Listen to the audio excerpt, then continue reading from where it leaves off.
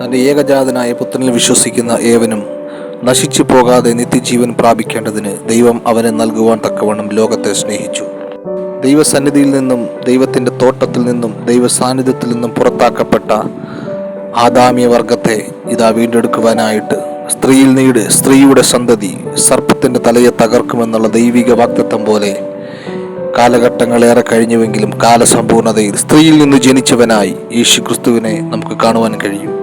ദൈവത്തിൻ്റെ വാഗ്ദത്തങ്ങൾ കാലങ്ങൾ ഏറെ കഴിഞ്ഞാലും ദൈവം തൻ്റെ വാഗ്ദത്തങ്ങൾ നിവർത്തിക്കേണ്ട സമയത്ത് തന്നെ അതിനെ നിവർത്തിക്കുകയും നമുക്കായിട്ട് അതിനെ കാണിക്കുകയും ചെയ്യുന്നതായിരിക്കും. എൻ്റെയും നിങ്ങളുടെയും ജീവിതത്തിൽ കാണുവാനിരിക്കുന്നതായ ദൈവിക വാഗ്ദത്തങ്ങൾക്കായിട്ട് വേണ്ടി നമ്മൾ കാത്തിരിക്കുക.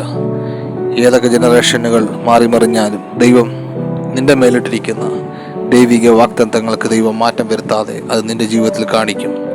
ക്ഷമയോടെ അതിനെ കാത്തിരിക്കുക.